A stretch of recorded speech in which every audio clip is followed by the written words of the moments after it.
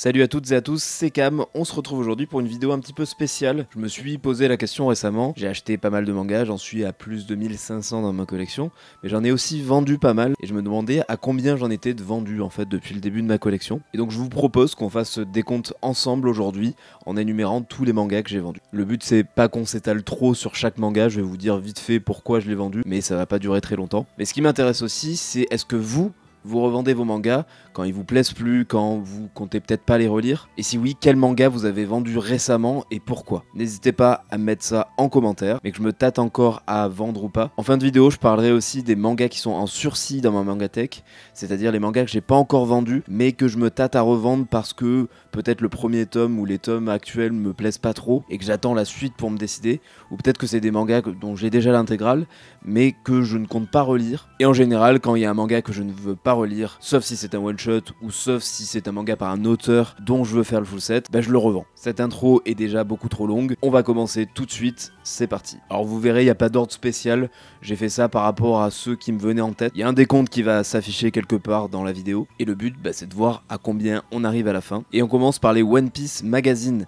Alors les One Piece Magazine, je crois que j'en avais acheté 8 en même temps. À ce moment-là, je voulais avoir vraiment la collection complète de One Piece. Et en fait, en les lisant, je me suis rendu compte qu'il y avait 90% du One Piece Magazine dont je me fichais. J'ai quand même acheté le 9, et quand j'ai acheté le 9, je me suis rendu compte vraiment que je m'en fichais, j'avais quasiment rien lu du 9. Donc j'ai décidé de revendre mes 9 One Piece Magazine. Ensuite, The Quintessential Quintuplets. J'avais pris le tome 1 et le tome 2 de la Color Edition, vu qu'il ressortait dans cette nouvelle édition. Je me suis dit pourquoi pas tenter, j'en entendais plutôt du bien. Et puis j'ai trouvé ça un peu niais.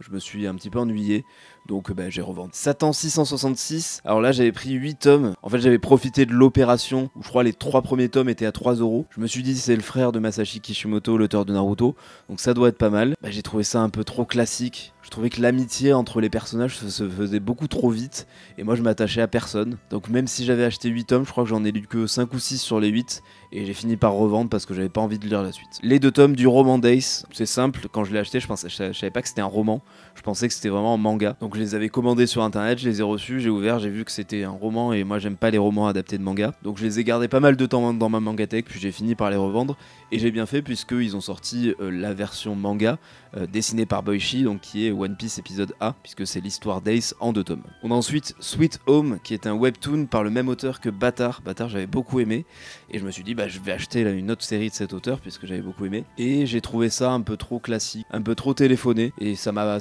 pas trop plu. Donc au bout de 2 tomes, je me suis dit je vais pas continuer. 2 séries d'un même auteur, ensuite c'est l'auteur de Spy X Family, je voulais voir ce qu'il avait fait avant Spy X Family, et il avait fait The Moonsword en 5 tomes, et Tista en 2 tomes. J'ai pas aimé les deux. Je m'attendais à quelque chose peut-être de plus comique dans le style de Spy X Family. Alors pas du tout, c'était super sérieux. The Moonsword, c'était totalement indigeste, plein de textes, on aurait dit Hunter x Hunter, mais sur vraiment tous les tomes. Et Tista, c'était vraiment pas intéressant. En plus, je les avais quand même payés un petit prix puisqu'ils étaient plus édités, mais j'ai réussi à les revendre au même prix auquel je les avais achetés, donc ça va. On a ensuite Togen Anki, un shonen très classique. Je m'étais fait avoir par le premier tome qui était en version collector, et à cette époque je voulais avoir pas mal de collectors, tous ceux qui sortaient en général. Je me tâtais à les prendre, et Togenanki je suis tombé dessus dans une librairie, et je l'ai pris. J'ai quand même tenu, j'ai lu le tome 1, j'ai lu le tome 2, j'ai tenu jusqu'au tome 3, au tome 4, et au tome 4 c'était vraiment pas pour moi. Je pense que c'est une période où j'avais déjà lu pas mal de shonen, et lire d'autres shonen c'était un peu compliqué. C'est toujours compliqué aujourd'hui d'ailleurs. Mais là je voyais pas de plus-value à Togenanki par rapport au monde des mangas en général. Samurai 8, la 2e série de Masashi Kishimoto, l'auteur de Naruto. On sait tous que cette série elle a été malheureusement arrêtée. Enfin malheureusement, je pense qu'elle a été arrêtée aussi parce que l'histoire était trop compliquée, ça partait dans tous les sens, le scénario il y avait pas de cohérence.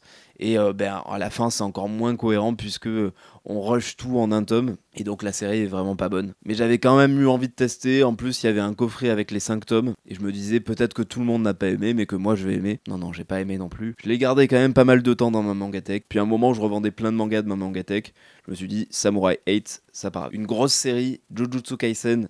Alors Jujutsu Kaisen, j'avais d'abord essayé de le lire en scan, j'avais pas trop aimé, et vu la hype, je me suis dit il faut peut-être que je persévère, peut-être que c'est vraiment bien. Donc j'avais acheté, je crois, 15 ou 16 tomes, j'avais lu, j'avais mieux aimé que ma première lecture, puis il y a le tome 16 qui est sorti, le tome 17, le tome 18, et j'aimais vraiment de moins en moins. Donc ce que j'ai fait, c'est que je me suis encore relu la série pour une troisième fois et j'ai toujours pas aimé. Donc je me suis dit bon ben malgré la hype, moi ça me convainc pas, je trouvais ça trop brouillon, je trouvais ça pas très bien dessiné, d'ailleurs de moins en moins bien dessiné. Et le fait que l'auteur s'excuse à quasiment chaque chapitre parce que lui-même il savait qu'il était pas clair, bah, moi ça me rendait fou et au final j'ai pas apprécié cette série, donc j'ai fini par revendre les 18 tomes. Golden Guy de chez Mangetsu, j'avais beaucoup aimé le tome 1, j'ai trouvé ça bien, très bien dessiné, l'action était pas mal. Et puis le tome 2 est sorti un peu plus tard que le tome 1 et j'ai rien compris à ce qui se passait, j'ai trouvé ça très fouillis, très brouillon. J'ai pas retrouvé l'ambiance que j'avais lors du tome 1 et quand je vois les avis de ceux qui ont continué, qui c'est maintenant je crois au tome 7 ou 8 et qui finissent par revendre la série, je me dis que j'ai quand même bien fait. Le prochain manga c'était vraiment un crève-cœur de le vendre puisque j'ai adoré le début, c'était vraiment un coup de cœur, mais la suite j'ai pas compris ce qui s'est passé. C'est To Your Eternity, donc c'est par l'autrice de Silent Voice que j'adore et j'avais adoré la première saison de l'animé, d'ailleurs les musiques sont folles, mais après ce premier arc, ça part totalement en biberine. On perd toute l'essence de To Your Eternity, de ce qu'on avait vu avec des personnages emblématiques comme Gugu, etc. Ben là, la deuxième partie, on se dirige de plus en plus vers la modernité et vers un concept qui n'était pas présent dans le premier arc et qui le devient dans le deuxième et qui casse tout, ce qui s'est passé dans le premier arc en fait. Donc j'ai persévéré un petit peu, mais au bout du 17e tome, j'ai fini malheureusement par prendre la décision de tout revendre parce que ça me plaisait plus depuis déjà presque 10 tomes. Donc je pars du principe que quand il y a plus de la moitié d'une série, même si je l'ai beaucoup aimé, mais qui me plaît pas, je finis quand même par revendre parce que je vais pas me forcer à lire quelque chose qui me plaît plus. Les 5 tomes de Blissful Land. Alors ceux-là, je les avais gagnés grâce à un concours d'un collègue youtubeur, Lucky Michael. À la première place, quelqu'un gagnait 5 tomes et c'était moi qui ai été choisi. Ça faisait longtemps que j'avais envie de lire cette série, on m'avait dit que ça ressemblait un petit peu à Bright Stories et je sortais justement de la lecture de Bright Stories et j'avais adoré complètement. Donc j'avais besoin de ma dose de Bright Stories et j'ai pris Blissful Land. Mais c'est vraiment un sous Bright Stories pour moi. On s'ennuie pendant 5 tomes, il se passe pas grand chose. Alors c'est joli, les dessins sont sans plus non plus. Et vraiment, je me suis un peu forcé à aller jusqu'à la fin des 5 tomes parce que je voyais pas trop l'intérêt. Et je me suis dit, je vais jamais le relire. C'était mignonné, mais c'est pas pour moi, donc j'ai revendu. Encore une série assez longue, Mashle. Alors j'avais beaucoup aimé au début ce petit mélange entre One Punch Man et Harry Potter. Je trouvais ça plutôt drôle, l'humour marchait bien sur moi. Puis petit à petit, c'était vraiment redondant. Je voyais plus l'intérêt de la série. Je suis quand même allé jusqu'au 13e tome. Et à la lecture du 13e tome, je dis stop. Parce que ça faisait peut-être 5-6 tomes que ça me faisait plus rire, que je voyais plus l'intérêt à l'histoire. Donc stop. J'avais essayé Dreamland avec le remaster qui avait été fait par Pika. J'avais bien aimé le tome 1. Puis ensuite, j'ai acheté le tome 2 et le tome 3. Et j'ai pas trop accroché à la série. Je pense que c'est pas un problème de qualité de série ou quoi, c'est juste que c'était pas pour moi. Je pense que je suis pas rentré dedans à partir du tome 2 et du tome 3, donc tant pis, j'ai fini par revendre aussi. Pareil pour Soul Eater, je pense pas que ce soit une mauvaise série, mais le fait que ce soit un shonen assez classique, ça a pas marché avec moi, malgré la très belle perfect qu'a fait Kurokawa, qui m'a d'ailleurs motivé à acheter Soul Eater. J'ai acheté 4 tomes et à la lecture du 4e tome, j'ai même pas fini parce que ça me plaisait plus, donc je m'en suis séparé. Un one-shot, Bibliomania de chez Mangetsu. Alors l'édition est magnifique, mais je m'attendais à tellement mieux. En fait, on m'avait vendu du Alice au Pays des Merveilles encore plus torturé. Alors on retrouve un petit peu ça, mais peut-être au début et après, il n'y a plus aucun rapport avec Alice au Pays des Merveilles et on se perd. Moi, je me suis totalement perdu dans cette lecture et ça m'a pas plu, même si les dessins étaient beaux, même si l'édition était belle. Le scénario suivait pas et pour moi, c'est quand même un critère obligatoire, quoi. Encore une série longue, Blue Period. Alors là, j'ai pas grand chose à dire contre cette série parce que j'aimais bien. Mais en fait, au bout de 13 tomes, je me suis rendu compte que ça a jamais dépassé le j'aimais bien. Et quand on commence à avoir une grosse collection de plus de 1500 mangas, les mangas qu'on aime bien, qui sont bien mais sans plus, on peut pas se permettre de les garder. Et Blue Period, malheureusement, il est passé à la trappe parce que je cherchais à faire de la place dans la mangatech et quand j'ai regardé toute ma liste, il arrivait en bas de la liste parce que j'attendais pas trop la sortie des tomes suivants.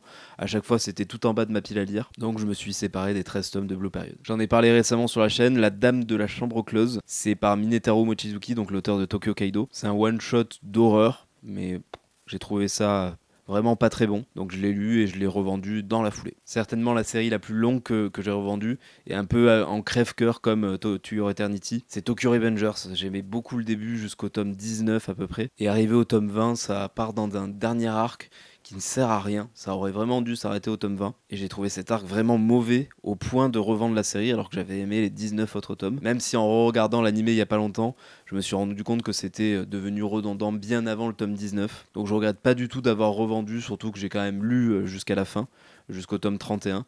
que j'avais arrêté jusqu'au tome 24, mais j'ai réussi à lire jusqu'au tome 31 ailleurs. Et la fin est vraiment pas au niveau non plus, donc je regrette pas. Ensuite, 2 mangas de Fumio Kono dont j'avais beaucoup aimé, Le Pays des Cerisiers. J'avais pris Dans un recoin de ce monde en 2 tomes et Une longue route. J'ai lu Une longue route, je me suis ennuyé à mourir. Et j'ai lu le premier tome de Dans un recoin de ce monde, je me suis aussi ennuyé à mourir.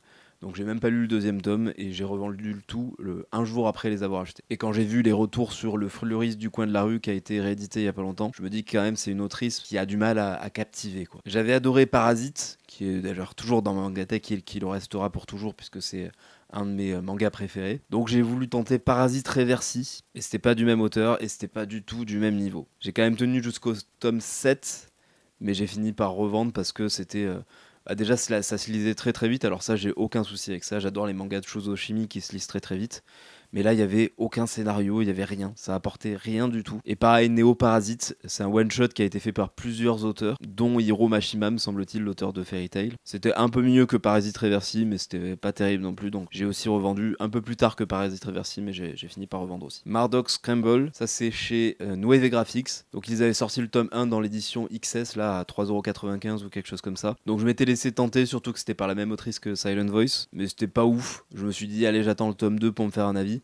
Et puis le tome 2, ils l'ont sorti peut-être un an après, donc avant ça, j'ai fini par le revendre. J'ai même donné, je crois, vu le prix du manga d'origine, je me suis pas embêté à le revendre, quoi. Le one-shot Ningyo, j'avais acheté Jizo et Ningyo. Autant Jizo était très bien, autant Ningyo était complètement fouillis, j'ai pas trop compris, je suis jamais rentré dedans. Je l'avais relu pour me dire, est-ce que je me suis fait vraiment un bon avis à la première lecture? Et oui, j'ai encore moins aimé, je crois, la 2e lecture. Donc je m'en suis séparé. On a ensuite les 6 tomes de Félin pour l'autre. Alors celui-ci, c'est ma femme qui l'avait acheté.